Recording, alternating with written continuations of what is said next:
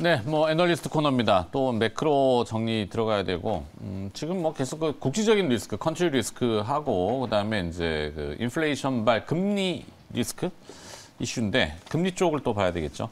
더 말씀 주시기 위해서 현대차증권 리서치센터 채권 전략 애널리스트 오창섭 연구원 함께합니다.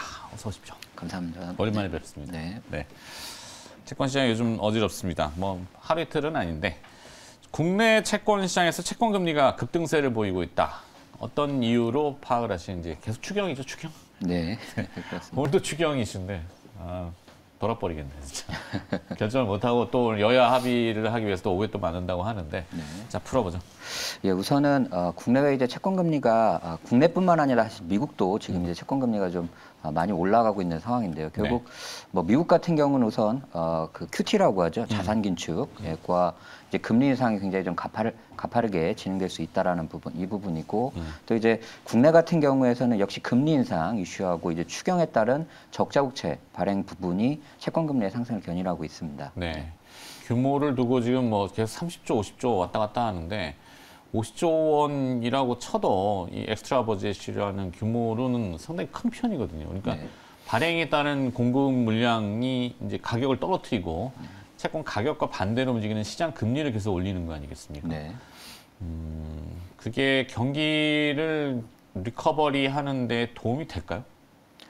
예, 우선 뭐 이게 추경이라는 게 자체가 이제 그 어떻게 보면 경기를 어떤 부양할 때 이제 네. 필요한 어떤 정책들이고 결국 정부가 돈을 풀겠다라는 겁니다. 그래서 직접적으로는 우선 이제 경기 부양 효과는 나타나고요. 대신 네. 이제 재정 부분이 좀 악화된다라는 부분이 좀 악재입니다. 그렇죠. 외국인들이 그렇게 고깝게 보지는 않는 것 같은데. 자, 하여튼 뭐 채권 시장이 요동을 치고 그게 또 주식시장에 연관을 주고 주식시장이 다시 또 외환 시장에 연관을 주고 하여튼 이상한 현상이 지금 계속 그 한두 달 사이에 이어지고 있어서 미국도 지금 금리는 올라가는데 미국 금리 인사 상승하고는 조금 색깔은 다른 것 같아요. 공통된 거는 인플레이션인데 미국은 일단은 그 뭐랄까 경기가 조금 순항한다라는 가정을 가지고 장기물들이 거기에 반응을 하는 것 같은데 미국 10년 금리가 2019년 8월 이후 처음으로 2%대를 돌파했죠. 네. 네. 오늘 아침 보니까 2.02% 정도 되는 것 같은데 미국 금리는 어떻게 파악하십니까? 우선은 미국 같은 경우는 아직 금리 인상이 시작이 안 된 상황이거든요. 그래서 이제 금리 인상 시작 전에 이제 금리가 뭐 미리 올라간 국면이고요. 올해 같은 경우 미국은 한 6회 내외의 어떤 금리 인상을 지금 예상을 하고 있습니다. 결국 네. 금리 인상 국면에서는 채권 금리는 동반 상승하게 됩니다. 네. 답변이 짧으시군요. 자, 그러면은 6번의 금리 인상을 가정한다. 어제 이제 미국 1월 달 FOMC 의사록이 발표가 됐어요. 내용에는 이제 보도 내용은 그 인플레이션이라는 단어가 73번 등장했다. 그래서 상당히 뭐 매파적이지 않을까? 3월 15일, 16일 예정되어 있는 FOMC잖아요. 50bp 인상을 뭐 가정하는 내용들도 많은 것 같은데 어떨까요? 뭐 사실 6번 인상이라면은 2년물 보면은 지금 1.51 아침에 보니까 0.0에서 0.25% 지금 기준금리니까 6번을 곱하면은 6, 22, 딱 1.5 아닙니까? 네. 네. 2년물은 6번 딱 반영한 거 아닌가요? 네. 그러니까 우선 지금 미국 채권 금리는 우선 금리 인상 반영해서 이제 단기 금리가 먼저 빠르게 올랐고요. 네. 그리고 결국은 이제 금리 인상 이제 횟수하고 이제 폭이 얼마냐가 중요한데, 근데 여기서 이제 관건은 50bp 금리 인상 이제 이 부분이 되고 있습니다. 근데 결론적으로는 50bp 사실 가능성은 그렇게 크진 않고요. 왜냐하면 통화 긴축이라는 것 자체는 기본적으로 이제 경제에 이제 부담을 주는 요인이기 때문에 통화 정책의 불문율은 그 통화 긴축은 이제 점진적으로 진행된다는 겁니다. 그래서 그렇죠. 결국은 이제 지난 이제 1월 FOMC 의사록에서도 나왔듯이 금리 인상 속도 자체가 이제 빨라진다. 지난 이제 2017년 당시 금리 인상 속도는 분기 1회 정도였거든요. 근데 현재는 이제 분기당 2회의 지금 통화 정책이 지금 잡혀 있는 상황인데 이제 매월 그러니까 매 통화 정책 때 이제 금리 인상을 할 가능성이 높아졌다로 보시는 게 필요할 것 같습니다. 네. 올해 남아있는 FOMC 6번에 다 그냥 금리를 올린다. 그게 이제 25bp씩? 네, 그렇습니다. 네. 네네. 근데 그걸 3월에 50bp를 확 올려버리면은 물론 지금 시장은 50bp까지도 뭐 생각을 하는 것 같아요. 그래서 표현이 이제 뭐 빅 스텝이냐, 아니면 뭐 베이비 스텝이냐, 뭐 이것도 말장난인 것 같은데 어떨까요? 빅 스텝? 빅스텝이라고 하면 보통 이제 50bp 금리 인상 뭐 이런 부분인데 이런 부분은 보통은 굉장히 좀 취하기 어려운 이제 정책이고요. 왜냐하면 금리 인상이라는 것 자체는 누구에게나 사실 부담이기 때문에 그 부분은 통화정책 측면에서는 사실 어떻게 보면 최악의 상황입니다. 그러니까 뭐 인플레이션뿐만 아니라 이런 경우 이제 보통 이제 신흥국들에서 외환이 이제 막 빠져나갈 때, 그렇죠. 그러니까 결국 외환을 잡기 위해서 경기에 충격을 불구하고라도 금리를 막 급격하게 인상하는 그런 시점이거든요. 브라질이나 뭐 이런 네, 맞습니다. 그러니까 그런 상황이 사실 미국에서는 사실 이제 해당이 안 되기 때문에 네. 그런 어떤 빅스텝은 굉장히 좀 자제할 수밖에 없다라고 보시면 될 것 같습니다. 그런데도 이제 CPI, 소비자 물가가 지난주에 7.5%, 네. 그리고 또 얼마 전에 생산자 물가는 9%가 넘었죠. 네. 이걸 어떻게 봐야 될지.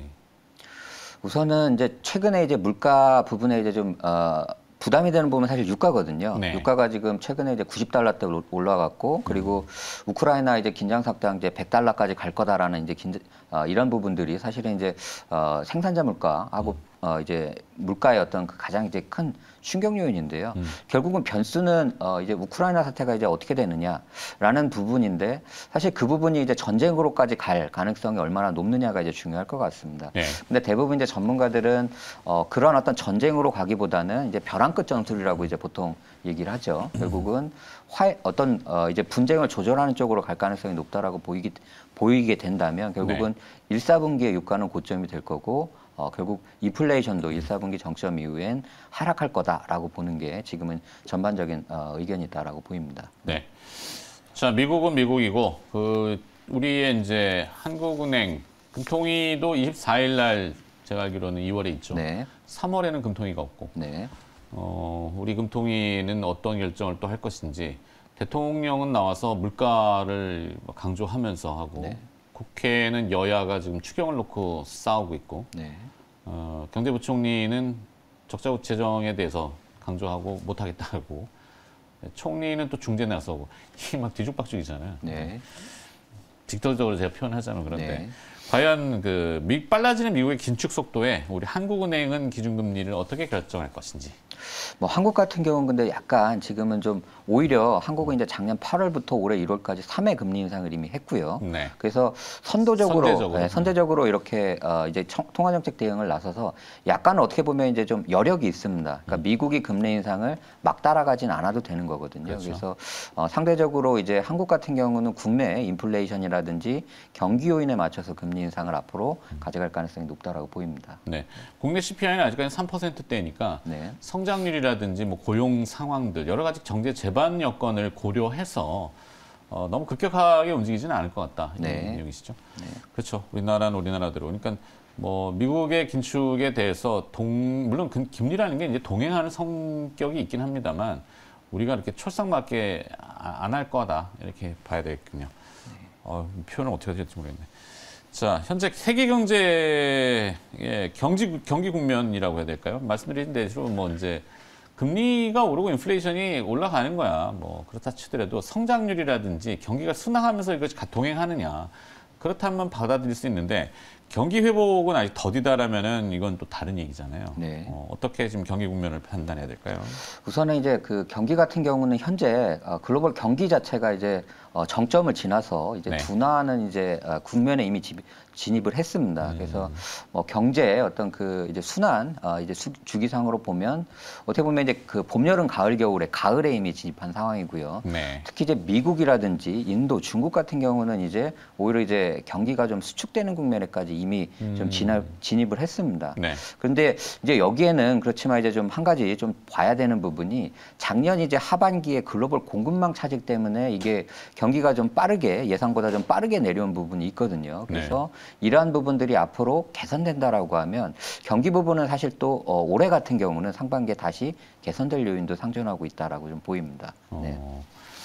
그렇죠. 오늘 아침 뉴스는 이제 번역본이긴 합니다만 이제 뱅크 오브 아메리카 메릴린치에서는 내년도에는 미국의 일드 커브 수익률 곡선이 역전이 될 수 있다. 장단기가. 네. 뭐 경기가 정점을 지나가지고 이제 누러지는 형태라면은 굳이 막 서둘러 가지고 지금 타이트하게 긴축하거나 할 필요는 없다라고 이제 그런 당위성을 내비치는 거잖아요. 네.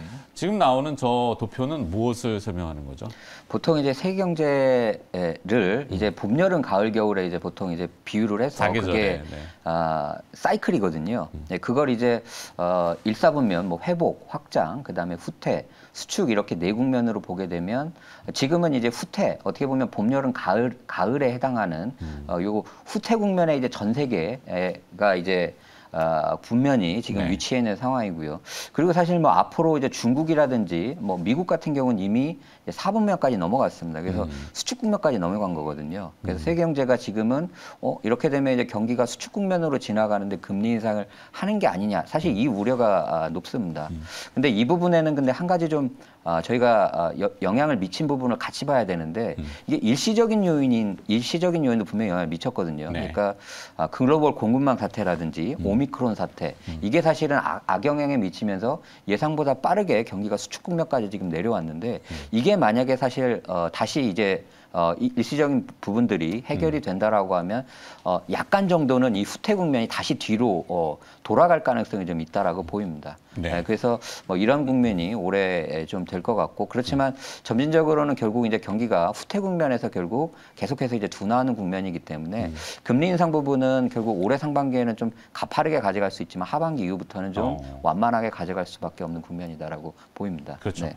저게 포인트입니다. 그러니까 금리가 지속적으로 계속 상승한다라는 것보다는 일시적으로 올랐다가 좀 누그러질 수 있다. 이걸 네. 지금 얘기해 주는 네. 거죠. 경기로 판단하는. 네. 자, 일상으로의 복귀를 지금 기대하고 있습니다. 뭐 국내 같은 경우는 수출과 내수 시장이 망가져 있기 때문에 네.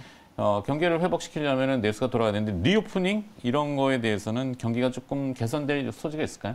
네. 우선 올해 같은 경우 이제 세계 경제에서 가장 이제 화두가 되는 부분은 이제 어떻게 보면 일상으로 복귀하고 이제 또 하나는 이제 그 엔데믹이죠. 네. 엔데믹과 이제 인플레이션 이런 부분인데. 달고 가는. 예. 그 결국은 이러한 부분들이 올해는 우선은 일상으로 복귀라는 부분이 또 세계 경제에는 또 호재로 작용할 걸로 보입니다. 네. 지금 이제 어제도 우리나라 이제 그 코로나 그 확진자가 이제 9만 명을 넘었음에도 불구하고 그렇죠. 정부는 오히려 이제 그 방역을 완화하는 쪽으로 지금 방향을 잡아가고 있거든요. 네. 그러니까 사실 일상으로의 복귀라는 이제 큰 방향성이 이제 지워지지 않기 때문에 이러한 부분들이 포스트 코로나에서는 사실 경제에서 굉장히 또 큰 모멘텀이 될 수 있다라고 보입니다. 네. 자, 여기까지 좀 들어야 될 것 같습니다. 채권 전략을 여쭤보기엔 시간이 조금 부족한데. 네. 채권 투자를 많이 안 하시기 때문에. 네, 알겠습니다. 알겠습니다. 네. 현대차증권 리서치센터 채권 전략 애널리스트였고요. 오창섭 연구원이 오늘 또 도움 말씀 주시기 위해서 수고하셨네요. 고맙습니다. 감사합니다. 네.